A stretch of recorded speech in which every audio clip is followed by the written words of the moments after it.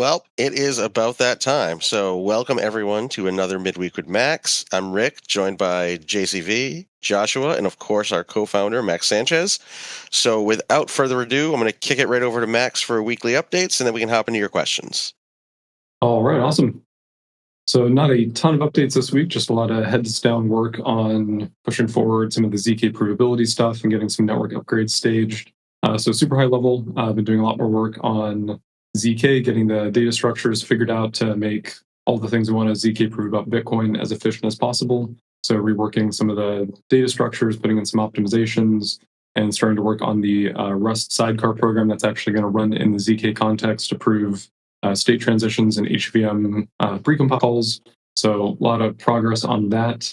We finished up the pop payouts code, so we're going to be deploying that to testnet this week.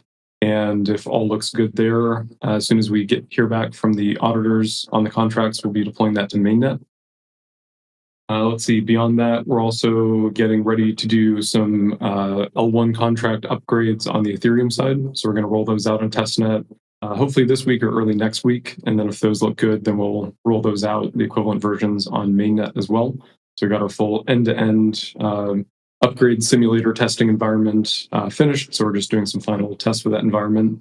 And then we will put those live again, starting in testnet and then doing mainnet after, a week to 10 days of observing stability on the testnet side. And I think that is pretty much everything. We're also starting to work on some new bits for what we're calling MinorFi. So we'll announce some more details around that when we have them. We also are getting close to finalizing the economic model, which will include the VE Hemi rewards. And so we should have an announcement before the end of the week. And the first phase of the VE Hemi reward should go live either possibly this week or definitely before the end of next week. And I think that's it and then also I've got an actual good update on the VeriBlock side. I think I finished all the code to do the conversion from the VeriBlock to the Ethereum format keys.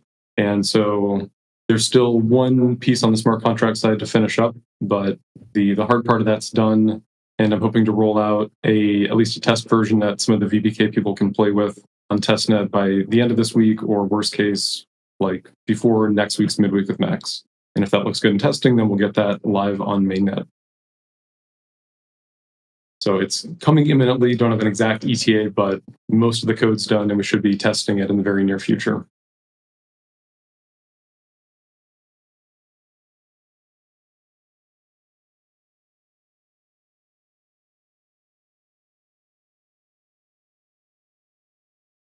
That's an awesome update because that was actually my first question. So we can go ahead and skip that one because you just gave the update regarding VBK. Oh, right. Soon. Let's get into other update questions. We've expanded the scope, which is when the reason for the delay. HBIT VM white paper we added, be published? Some improvements to the Ethereum consensus ZK proving and pop publication of Ethereum data for attributability of zero knowledge, nothing at stake attacks. So just going over that, making sure we got all the details there correct. And then we also added some information about reusing the HBIT VM vault system with some modifications, reusing that for other use cases as well. And so we want to get that content in to show not just how the HBIT VM tunnel itself is going to work, but also how this technology can be remixed to create a lot of really interesting non-custodial Bitcoin DeFi products. Probably the most, I'll tease two interesting ones. The first one is I know I've talked about this one before, but a Bitcoin staking system that you can use for economic security. So kind of the Bitcoin equivalent of the, original eigenlayer vision for shared security. So one of the issues that non-custodial Bitcoin staking today faces, like what's being used, for example, on the Babylon side, it's something called EOTS, or extractable one-time signatures. And it's a very clever cryptographic trick, but the types of misbehaviors you can slash for always have to be formatted as double signing. So it works relatively well for a very narrow band of things like a proof of stake algorithm where you want to slash people for signing two competing blocks. But it doesn't work for arbitrary slashing. So being able to say, I want to restake my Bitcoin and participate in this cross-chain liquidity protocol, and misbehavior looks like me not delivering an asset on one chain when I should have because the user sent me this asset on another chain. And so that sort of more complex, programmable use cases of Bitcoin security you can't currently get to with EOTS type systems. And so this would allow arbitrary slashing conditions as long as you can write a smart contract that decides slash true false or slash amount. Then that can be used in this new non-custodial Bitcoin staking system. Another cool use case of it is a Bitcoin-backed insurance product. So without going too much into the details, there's some interesting ways to use to kind of crowdsource Bitcoin as reserve assets for insurance.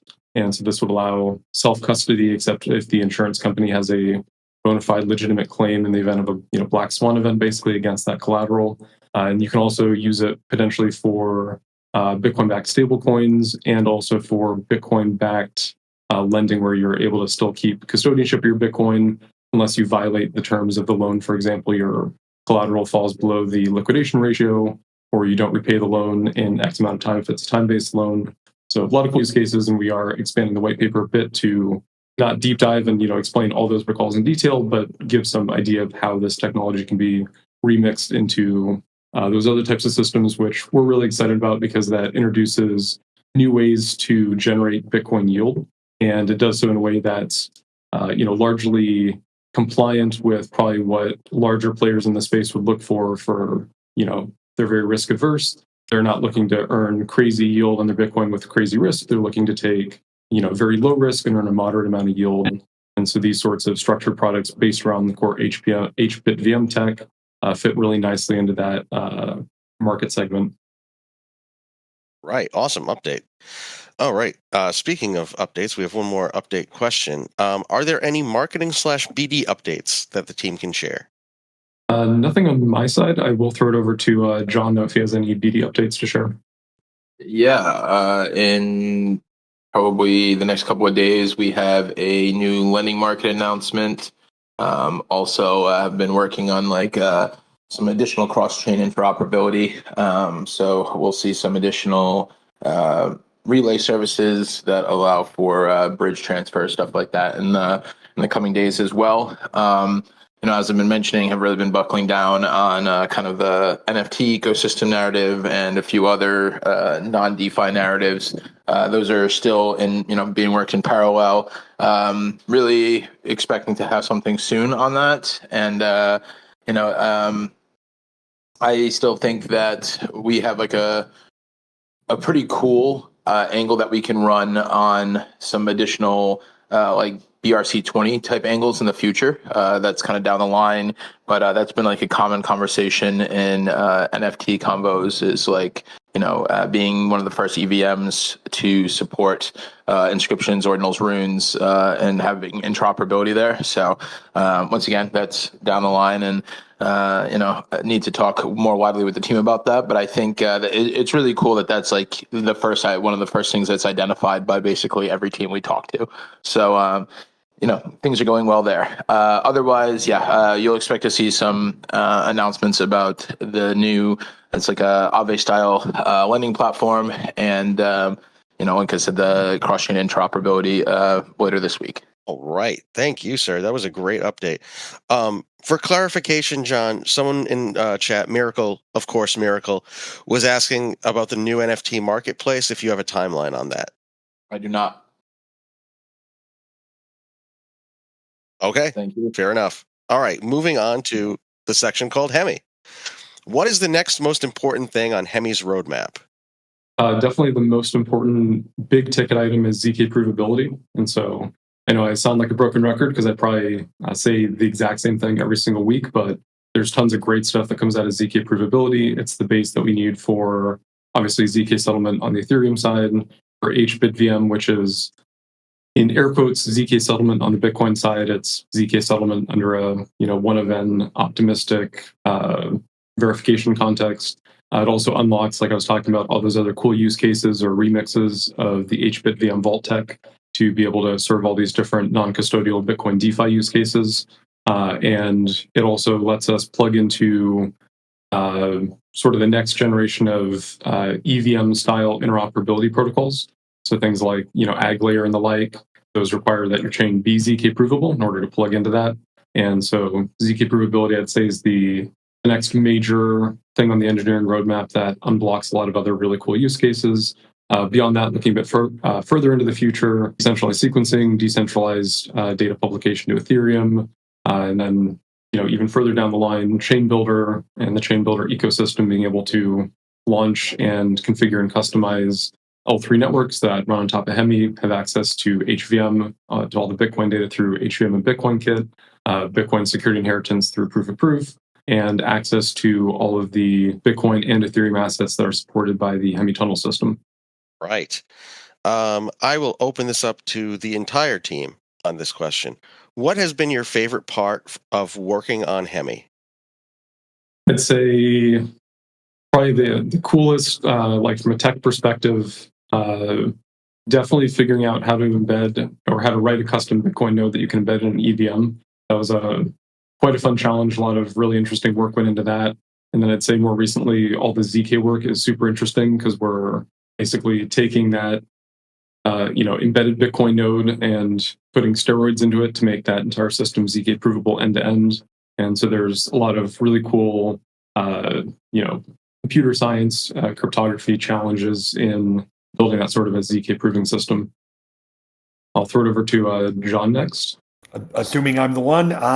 So for me, it's getting back to Bitcoin. Like Bitcoin is, when I started, there was just Bitcoin. And I mean, maybe Litecoin and Dogecoin and some other, kind of funny ones like that. But, and then I spent years mostly in the, hellscape that is pure Ethereum and everything around that. And getting back to have the two things together and to doing shit with Bitcoin again, basically, is what I really like. I do like Ethereum.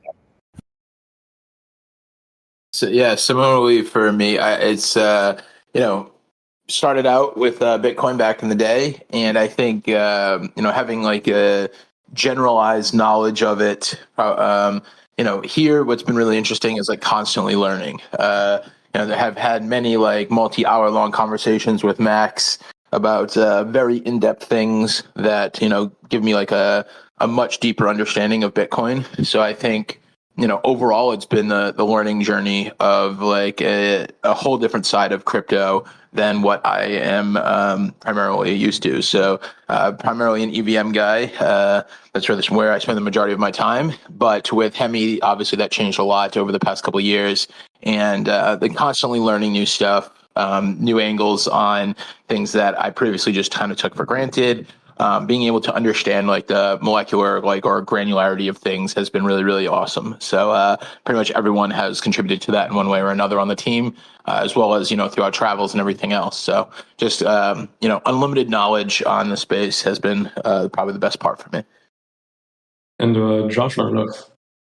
I think for me, it's a mixture of learning. Like since I started here, I've learned a lot about both Bitcoin and Ethereum, but getting to learn and understand how the cryptography parts work and how they're actually secure and how we can build upon that security has been very interesting.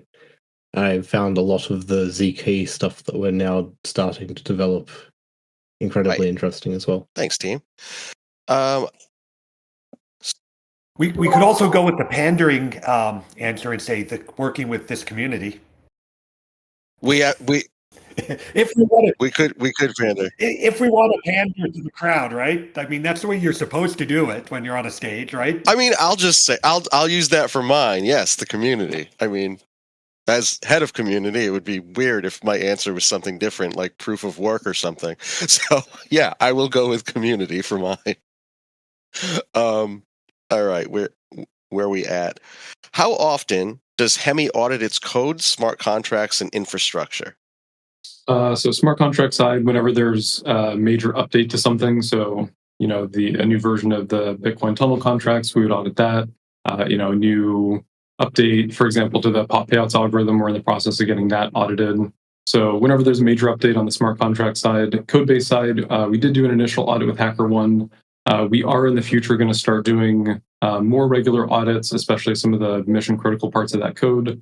Obviously, we do a lot of internal testing and auditing ourselves, but getting external additional layers of verification would definitely be useful. So we're going to start doing that. All of the ZK stuff is going to be audited of a really good firm that actually specializes not just in ZK, but Bitcoin specific ZK, which is, it's kind of shocking that there's that much work for there to be a team dedicated to that, but it's, I think, a good sign for the space. And so all of the ZK stuff, because that's a lot more, that's one of the super sensitive things where you really need to make sure you get every single thing right. And, one missed check on, authenticating one little bit of data you're using to the right data structure or anything could introduce vulnerabilities. So all of that code is going to be audited. And then as far as infrastructure, we've done some pen testing in the past. We're going to be doing more pen testing at more regular intervals in the future. And we also, of course, do a lot of internal checks, automated scanning, vulnerability analysis on our side. And we do have dedicated people on the team who are spend the majority or all of their time on basically SecOps, the security side, making sure that everything's secure, not just from the network infrastructure side, but how are people managing their workstations, things like that, because it's not always just some really complex attack against some zero-day exploit and some infrastructure piece. It's oftentimes some sort of social engineering attack, and so you need to make sure you're covered across the whole gamut of potential security vulnerabilities. And we've seen a lot of things recently with the NPM supply chain attacks. We've seen people getting increasingly sophisticated with compromising NPM packages, with typo squatting NPM packages.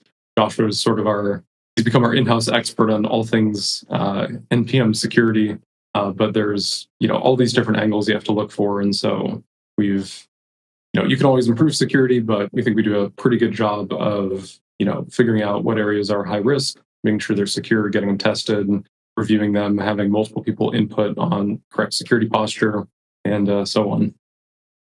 Also, I just posted in the chat the link to our audit reports. Well, thank you. Thank you for that. If anyone's interested, you can check out the GitHub link that JCV just posted. How is the development of the ambassador program progressing? Are there already any likely criteria for becoming one? I can actually field this one. So the marketing team is currently working on it with Jeremy, but equally as important, you may notice a channel called Hemi Station within our Discord. That's a new initiative that the team is looking into. And ideally, it would be some sort of a website that is completely community focused. And right now it's open for suggestions, ideas, etc. So if you have any ideas, suggestions, etc., I encourage you to go into the Hemi Station under activity channel, write out your ideas and proposals, and we'll be sharing that with the greater team within the next week or so. And hopefully we can get a lot of your ideas implemented. Like it says in the rules, we can't promise we can implement everything, but we certainly can try to do as much as possible. And we want to make it for the community, by the community. So please contribute if you can. Does Hemi produce any revenue from the network? Yes. So I'll break the revenue discussion down into a couple different pieces. So part of the sort of long-term economics plan or token economics plan for the network is sort of, and I know I've talked about this before, VE Hemi as the central staking station, and then basically reusing that through a restaking system for economic security for all of the components of the protocol. So, running HBIT VM covenant emulation, running a decentralized sequencer used as collateral for cross-chain fast liquidity systems that wrap around the existing Hemi tunnel system. So short answer, right now, the revenue is pretty much just coming from network fees. There's also a lot of revenue that other protocols are generating for users that's creating yield. So things like lending protocols, other more bespoke Bitcoin-centric DeFi apps that are earning yield using various underlying strategies. But most of that revenue is going to either the people running the protocol, so the third party, or the people who are putting assets in those protocols and earning yield on that. So as far as protocol revenue, pretty much right now it's just fees, and those are relatively low because we're still not at maximum gas consumption. So when you look at the fees that protocols collect from like transaction fees, it's usually like a sort of a hockey stick graph where it's low for a while and then it shoots up as usage increases above the waterline, basically the break-even point of the gas target of the protocol. And so since we're below that, the fees are covering the DA costs and state root publications with some small additional revenue. And eventually part of the economic system is going to redirect a portion of that excess to a system that the community controls through voting for being able to fund different things, purchase protocol-owned liquidity, things of that nature. And then as we introduce more parts of the protocol that actually generate external revenue, so things like the HBIT VM vault system, both for covenant emulation and deposit withdrawal fees, things like the shared sequencing, shared DA system for Chain Builder, those things will start to generate organic revenue for the protocol that comes out of demand for basically different products and use cases on top of Hemi. And then a portion of those will be, again, like I said, directed to some sort of community-directed fund that can be used to improve different parts of the network, add liquidity to different places, give different rewards to people participating in other parts of the protocol that do not generate direct revenue, but the protocol wants to incentivize for security. For example, like increasing the rewards to decentralized sequence in the future. So short answer, yes, right now from transaction fees primarily, longer term from other parts of the protocol that generate additional organic revenue. And then the master plan for all that is to take that revenue and then use it to improve the protocol, improve liquidity, and improve security of areas that the community decides the protocol wants to focus more incentives on. All right. I know Alex is going to cover some of this in his community update, but I will ask Max and John Greenwood this as well. What is the best way for someone to tip their toes into earning yield staking rewards on Hemi? I'm going to throw this one over to John because he's really the expert on this side of the protocol. All right. So the question: earn yield staking rewards. Okay. So a couple of things come to mind, right? So I'll give the boilerplate answer first. I think like a really good use case scenario for Hemi BTC and for like yield in general that goes along with our ethos pathos here at Hemi is Spectra. That particular product is relatively simple. Behind the scenes, it is not, but as far as user interface, very simple to deposit Hemi BTC to or other BTC derivatives and get a feel for what interest rate markets do, similar to Pendle. So that is basically speculating on future price of asset. It is very powerful. The yield from it can be very, very good. Initially during like a 30-day period back in like March to April, I double the position, and that's not something that is normal whatsoever, but markets can easily lead to outcomes like that. Beyond this, what the majority of my portfolio positions are in is liquidity, and I think this one is very, very simple. It's a little bit more of a market dynamic and an unknown, but for me, I'm a big ETH player still, as well as a BTC player now. So I provide liquidity to Sushi as well as Oku for Hemi BTC ETH, Hemi BTC USDCE, and ETH USDCE. All three of those are, perform pretty well overall. I think it's really about figuring out the range that you're willing to provide liquidity in, and then understanding that, obviously if funds go out of that range, you are no longer earning anything, and you are also in whatever the downside token is. So if ETH goes below 2,000 or 3,000, let's say, on an ETH USDC pair, that's where your lower bounds were. Now you're sitting in only ETH as the price drops. Just like if it goes over 4,000 and that's where your upper bounds were, now you're sitting in only USDCE and you're not making anything else. So these can be really good opportunities. We have quite a few Merkle campaigns for these. A good starting point as well is just looking at what's available for Merkle rewards. There's quite a few that are pretty juicy, or it's nice to have kind of that guaranteed yield on top, especially in Hemi tokens. So a lot of those I would take a look at. You can go right to the Merkle dashboard. It will show all opportunities on Hemi at any given time. And then a couple more hands-off ones like Gamma and Ichi. Those are both liquidity LP provider management protocols.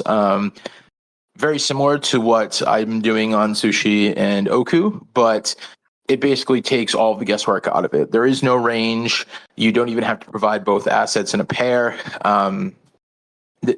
Just takes all the guesswork out of it for you, and you can deposit just USDC, just ETH, just Hemi BTC, and you can do LP that is basically ephemeral. It stays in range at all times. It handles all of that for you in exchange for a very small percentage of what you would otherwise be making if you did it fully manually. So those are kind of nice set and forget. I actually literally have forgotten about mine. Just realized it like last week on Friday. So, and there's been growth there and very little to no downside loss looking at it historically.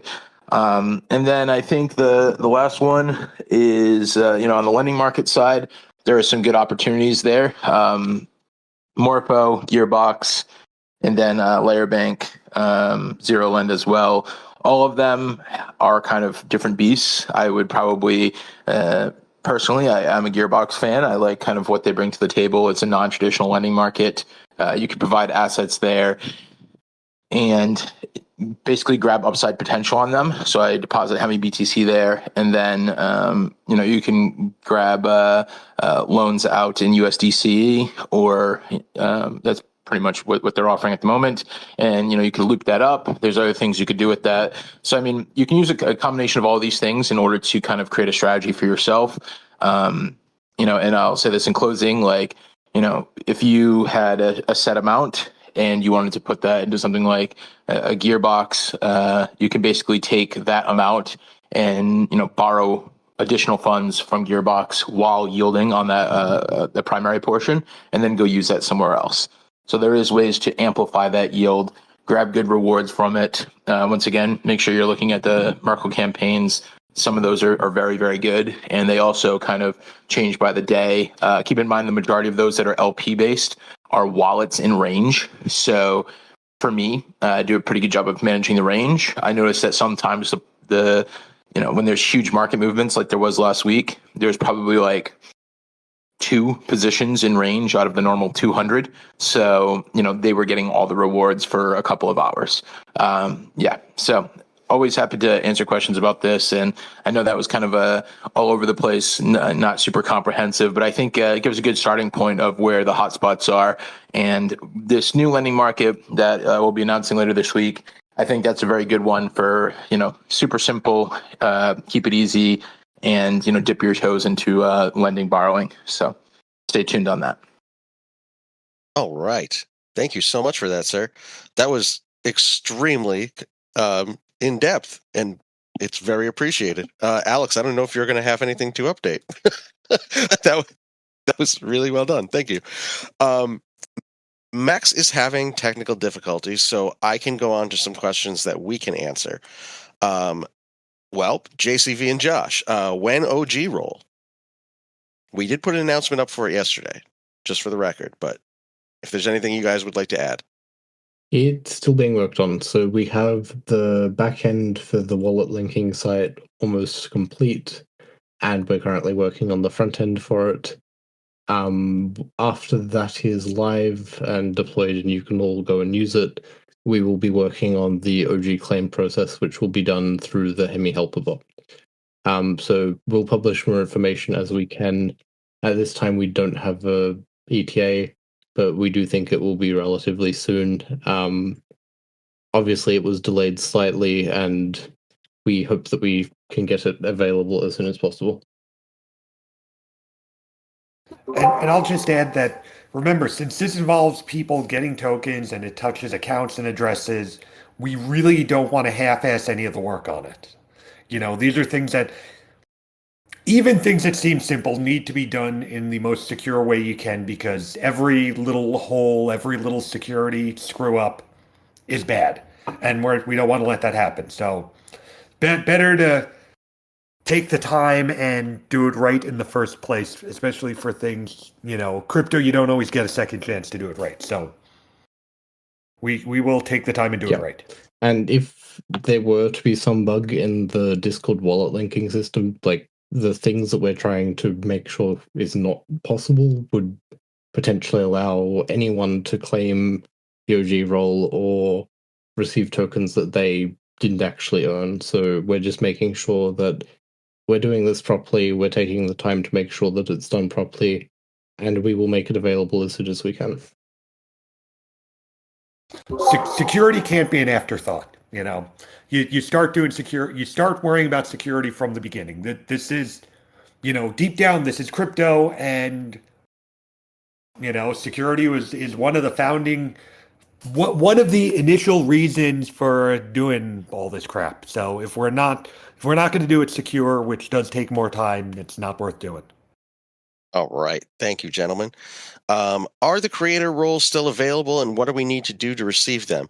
All the information regarding creator roles on Discord can be found under one of our channels. I believe it's guidelines. No, it's get started. It's under get started. I haven't checked that channel in quite some time. But yes, the roles are always available. So content creator, you make cool content, whether that be on X, whether that be for Discord. Content creation is a big umbrella. So it's basically anything informative, tutorials, videos, infographics, etc. Whereas based role is strictly like fire memes and inside jokes. So those are always available. Community creative is also available, but that's typically reserved for contests. Speaking of contests, well, we'll hold on that one. We have Max back. So let's get into, when contests, I can answer that very soon.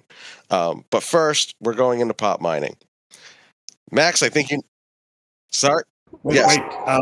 Wait, Rick, I want to know, when you say you can answer it very soon, does that mean you'll be able to give the answer very soon, or the answer is very soon? The answer is not very, well, damn it. It's both. It's actually both. Very soon after we do the pop mining section, I'll be able to give the answer, and contests, etc. will be very soon. But I actually might have a date for that as well. So, damn it, JCV, you've thrown me off my game. What little game I have. We're going into pop mining. Well, come on, I mean, have you not watched the Naked Gun or Police Squad enough to expect that kind of stopping for whatever you said? Of course I have. The Naked Gun is like my favorite movie next to Ghostbusters. And Police Squad is the perfect show. Everyone should watch Police Squad. Yes. It got canceled for being too funny. It's only 6 episodes. You know how crazy that is? 6 episodes. Yeah, it got canceled for being too funny. You know what? People felt stupid watching it. I thought it was great. All right, sorry. I digress. Pop mining. Max, when will the new... I knew this was coming. When will the new pop payout algorithm be implemented? Very soon. So we got all the engineering for that done. So we should be getting that shipped on Testnet this week, and then we'll activate it on Mainnet as soon as we get the final audits back from the auditors who are checking the contract. It's a relatively simple contract. It was complex enough that we thought it deserved to be audited, so we decided to take the additional delay and do everything right. But we will be getting that activated on Testnet probably before the end of the week. All right. When will locked pop miner tokens be made liquid? Also near future. I'm not going to promise end of the week on that one, but definitely before the end of next week, hopefully sooner. And it will be before the pop payouts algorithm goes live on Mainnet, because that is being a bit delayed by the getting that smart contract piece audited. All right. One final pop mining question. How will pop mining on V2 work? So super high level, it's a rebalancing algorithm. So it targets a certain number of pop publications. Technically, under the hood, it's a certain number of pop publication points, which is based on your timeliness of publishing data to Bitcoin versus other pop miners. But basically, it's a retargeting algorithm that changes the reward based on previous rounds rewards for previous keystones and then how many actual publications it got. So super high level. And I posted some thoughts in the general channel for the initial design. Some of the parameters have changed slightly, but it's still the same overall structure. and we'll publish some documentation on the doc site for how to actually do the math behind it to predict rewards for future rounds, stuff like that. But basically, for example, if the algorithm paid out, say, 200 Hemi tokens and it got 4 publications in the previous round, then it knows that to get to its target of 5 publications, it likely needs to pay out, 25% more than 200 tokens. And so the next round would be 250 tokens. It's not that simple because it's smoothed over a period of recent keystones to get a better sampling of the sort of, it's still short term, but longer than, a single keystone term of the Bitcoin fee market. So you don't get, 2 Bitcoin blocks with a crazy fee market spike or a crazy fee market decrease relative to sort of the baseline having an outsized effect on that retargeting. But that's the super high levels. Basically, how many publications did the protocol get? And if it got more than 5, then it's going to decrease the reward into the future. If it got less than 5, it's going to increase it. And that should find equilibrium around the current Bitcoin fee rate plus whatever risk that pop miners in aggregate are assessing in, waiting a period of time to actually get the Hemi tokens on their reward schedule, and also fluctuations in the Bitcoin fee market that may make somebody come later with a publication that's, gets into Bitcoin 2 or 3 blocks later, but since the fee market decreased so much, it's actually profitable for them to do that, which slightly decreases rewards for the people earlier in it. There's also, when we talk about the timeliness of publications, there's the first 2 Bitcoin blocks of any publication of Keystone are weighted the same. The reason for doing that is solving a game theory issue with Bitcoin miners basically always being the most competitive pop miners if we gave just the first block maximum rewards. So the way that it works now is, or the way it'll work with the new V2 system, is the first 2 Bitcoin blocks. So if you have Keystone block 100 and the first publication of that gets into Bitcoin block 1000, and then another publication gets into Bitcoin block 1001, and then a third publication gets into Bitcoin block 1002. The ones in Bitcoin block 1000 and 1001 will be considered both to be optimal publications. So they'll get a score of 100 points. And then the one in block 1002 would get 25 points. So there's a decay curve 1 over x squared after the second block, which rapidly decreases the scoring of those publications. And then that total sum of all the points of the publications is used and evaluated against the target of 5 optimal publications, which would be 500 points. So summary is basically, instead of the reward being fixed, the reward's going to fluctuate based on the protocol trying to target its optimal number of publications, which is 5 timely publications of each keystone to Bitcoin. All right. Here we go. Oh, I lied. We have more pop mining questions that just came in. Will there be a maximum Bitcoin fee at which pop mining wouldn't be profitable? There is, but it's extremely high. I don't have the exact numbers in front of me at the moment, but basically the way you do the math for this is you take the 5% yearly inflation that's permitted by the protocol to be used for pop rewards, and you divide that by the total number of keystones that are in a year. So 288 keystones a day times 365.25 days in a year. That'll give you a total number of keystones that 5% inflation has to be sufficient to pay for. And then if the equivalent value of that Hemi, the 5% of the inflation's divided by 288 times 365.25, that number, if that's not enough to pay for a single Bitcoin publication, then the protocol is not able to properly incentivize pop publications. If it's less than what you need to pay for 5 Bitcoin publications, then the protocol doesn't have enough to pay for its targetations, but it would still be getting some publications into Bitcoin. And again, that I don't have the current numbers in front of me, but that number is extremely high. And we've done quite a bit of modeling in the past with making sure the protocol can survive, relatively low Hemi market caps and extremely high Bitcoin fee scenarios. So it's unlikely, very unlikely we'll ever see that situation in production. And it's, to give orders of magnitude, it'd be more than way more than 100x increase in Bitcoin fees compared to where we are today. All right. Is it possible to run a pop miner with just a script or a service that runs the pop miner for you?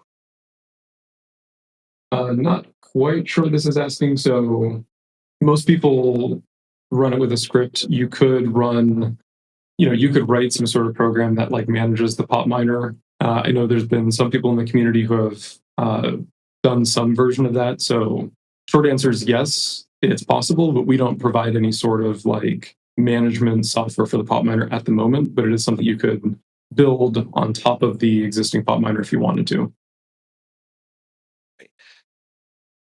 Joshua just sent a clarification. I think this is referring to external scripts like curl, pipe, sh. Yes, you can run the pop miner in basically from any script with any scripting language you want for the most part. I'm sure somebody could find some obscure example on Amiga OS or some nonsense, but any language you can write a command line script in, you could run a pop miner from. I'd go further. I'd say don't do that. Please don't do that. Really, really goddamn do not do that. Oh, like community provided ones. I wouldn't recommend people use community scripts.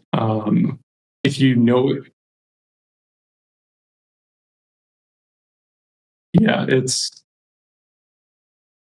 there's a lot of ways for your pop miner is basically touching a Bitcoin wallet that has funds that you put into it for pop mining. So it's a major attack vector for somebody to try to get you to run a script that has access to that private key, or could do something malicious with the pop miner configuration or something. So as a general rule, do not run community scripts. Yeah. The caveat being, if you're an expert and you know how to review it and really understand it, then do at your own risk. But 99.9% the recommendation is do not run third-party community scripts.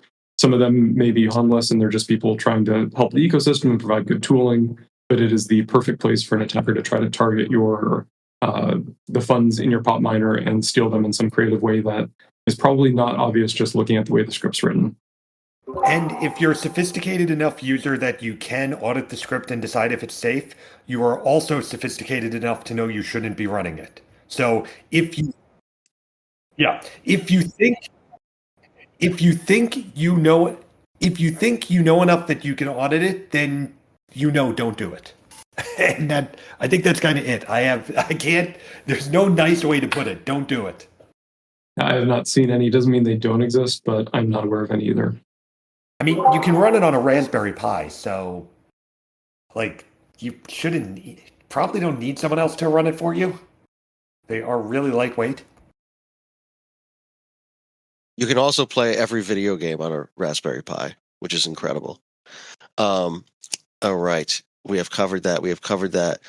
We are back at general Hemi questions. When will there be a Hemi Foundation? So there already is one. It's actually the full name is the Hemispheres Foundation, and it's basically the sponsor of the Hemi project. It's at the moment sort of behind the scenes because we've basically just launched TGE. Obviously, we're starting to do more things in the ecosystem.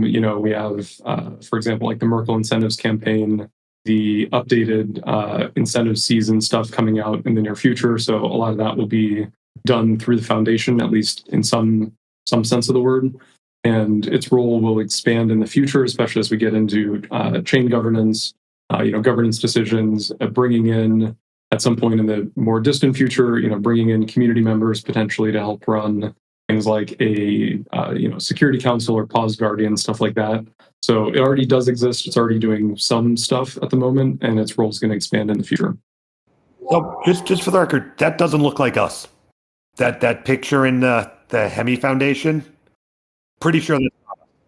Yeah, not even close. All right. When will the network sequencer be decentralized? So that's going to be probably the next major roadmap item after ZK provability. So depends on how long ZK provability takes.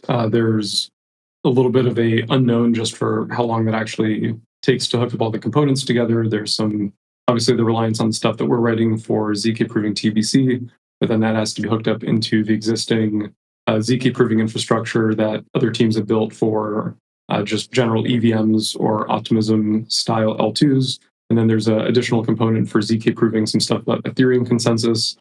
So once ZK provability is done, then we'll probably be working on the decentralized sequencer next. And I guess probably sometime Q1 to Q2 of next year, again, depending on the scope of the ZK work. All right. I can actually field this next one. Oh, no. Damn it. Sorry, I didn't mean to say it. Damn it. Like I was excited to get to the merch section, but we have another question that just came in. Why did Hemi choose to write its daemons in Go instead of Rust? It's a good question. And actually, with the ZK work, some of the stuff is getting translated into Rust because the tooling and support in the ZK VM space, things like RISC-0, SP1, Jolt, etc. They primarily focus on improving Rust programs. That's what they have the best tooling support for.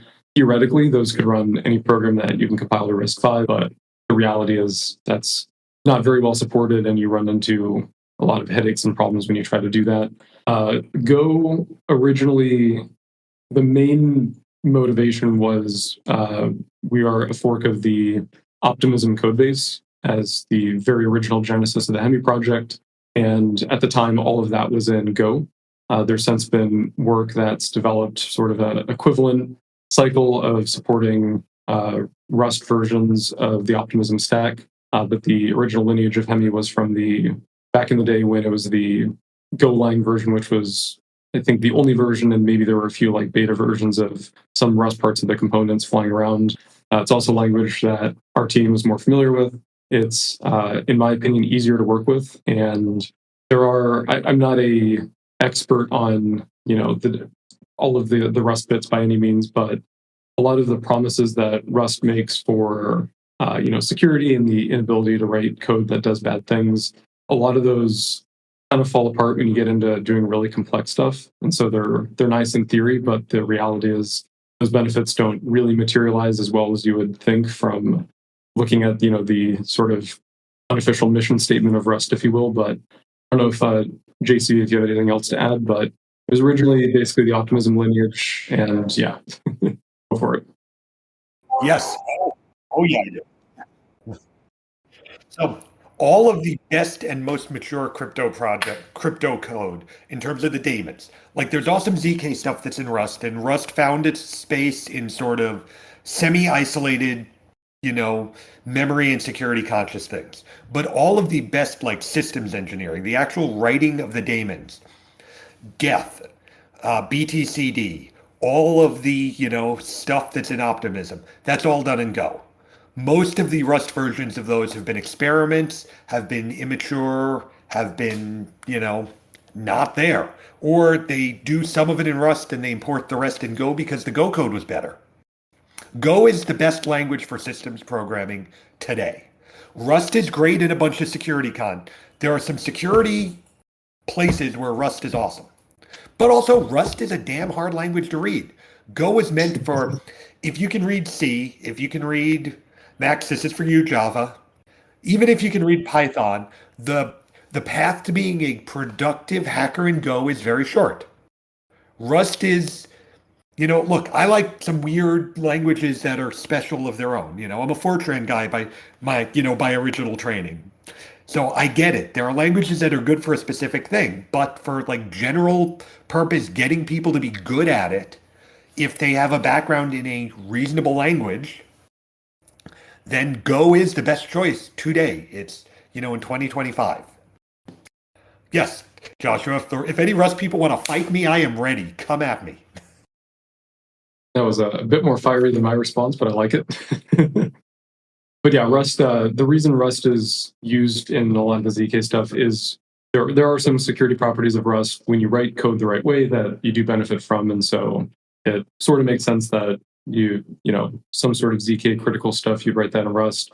There also have been some projects that have focused more on, there's at least one project that focused on a more generic ZK VM or Golang programs that we looked into using, but it wasn't production ready. And, 95% of the space's generic ZK VM tech is based on Rust. So pretty much had no choice but to go with Rust for some of the ZK bits. But yeah, generally Golang is way easier to work with, way easier to read and check and verify. And also the current state of blockchain daemons, the most mature ones and the most widely used ones are by and large written in Go. Damn it. I was hoping someone was going to fight JCV about the Rust versus Go debate, but seriously. Oh, no. Everyone's distracted by memes. All right. Well, the next section is merch. So the question is when merch? And the answer is the merch store should be launching this week or next week. And that's the official merch store. We will be... Oh, hold on. Let me actually go into the next question. What kind of merch will be available and anything nerdy? Okay, so here's how it's going to operate. This week or next week, the official Hemi merch store will be launching. As soon as tomorrow, but potentially Thursday, we are bringing contests back to Discord. It'll be our first post-TGE contest, and it's going to be to design a shirt. You'll see the announcement when it goes live, but it's going to basically offer a combination of merch and Hemi tokens. We are no longer doing Discord XP. You can earn that the old-fashioned way. So it's now like legit incentives to get people making cool shit, and the community creative role because it's a contest. What kind of things will be available? There will be shirts. There will be hoodies. There will be mugs. I believe mouse pads was one that we had. It's going to be a combination of mascots, inside jokes, logos, Midweek with Max styled shirts and hoodies. Everything you can really think of. Water tumblers, the works. We have the opportunity to also do limited drops, which is really cool. And this site in particular makes magnets. If we have enough interest, we can also do plushies. I'm not promising that's going to happen because there's a minimum order of like 300. So we'd have to probably do like a pre-order thing on that. Or at least some kind of a wait list. I'm not sure how that would really operate, but the vendor we're working with is exceptional. They ship pretty much everywhere, and you're going to be able to get all sorts of cool stuff under the Hemi Community Collection. So I hope you're excited for that. Also, there is a contest launching either tomorrow or the next day. So get your best shirt ideas ready. No cheating. And yeah, rock and roll. Let's see. That is actually the end of questions for the week. So let's get Alex up here for the community update, and then we can do our outros. So Alex, inviting you to speak. Oh, sorry. And real quick, I did see Ryan Charleston had his hand raised, so I also invited him. I don't know if he has anything he wanted to announce as well. So I've actually invited Ryan to the stage 3 times. Ryan, if you can hear me, please accept the invitation. Or put your hand down, you maniac. Here he is. All right. Sorry, Alex, before we get to you, Ryan, do you have any updates for the Hemi community, sir? No, actually, sorry, I didn't know I had my hand up, but must have been an accident. But as far as community updates on my end, if it's regarding like Kaido or Cookie 3 campaigns, we have nothing in the works right now. Yeah, we're always looking into different things with KOLs. We're in the process of developing a whole new KOL strategy that will carry us into the new year. But nothing major, no major updates on that end. But still working on a lot of things behind the scenes. All right. Thank you for that, sir. Turning it over to Alex with weather. I mean, community update. Sorry. I always wanted to do that. Hello, everybody. Thank you. I hope your week was great. For this week, the topics I wanted to discuss have already been covered, but that will be a reminder. So for me, the main new of this week is the Hemi station consultation. So Hemi team asking to all to participate to the consultation. Put all your suggestions, ideas to find how engage more community, how entertain community. So the link is already in the chat. Thanks, Joshua. I invite everybody to participate in. After this, for the community update, we always have some fire members of the community who post a lot of good things. I think about Shamosh, I think about Windabes, Reza. There is a lot. I try to share, to retweet all what I see on X, and to push the post when I can. Miracle make us some great meme too. So continue like this, guys, and thanks to keep this place alive. About the OG role, you already speak about it, but that have been postponed. You will find all information in announcement channel. So you can continue to spam when OG. Maybe we will update the bot, but you have more information in announcement channel. To finish, I see there is a new pool on Spectra. Last week I speak about Morpho. This week I want to speak about Spectra. There is huge APR on Hemi BTC, around 20% actually. So you can discover this platform. There is two kind of stacking. It's not really stacking. I don't enter in details. It's a little bit complicated, but go on Spectra. You will find the documentation. You have two kind of stacking. One is linear stacking. One is more variable, but you will see all in the documentation. That's it for my week. So I see you next week, and thank you for Hemi team. Thank you, Rick, Max, Ryan, and Joshua. All right. Thank you, sir. And as some of you may have seen, Josh dropped a teaser of the Hemi store. In the actual link in there. Yeah, it's password protected right now because it's not public yet, but it will be public either this week or next week. That is what I heard from the marketing team. But that's just a tease, so you know that it's actually happening. We're not very sooning you on that.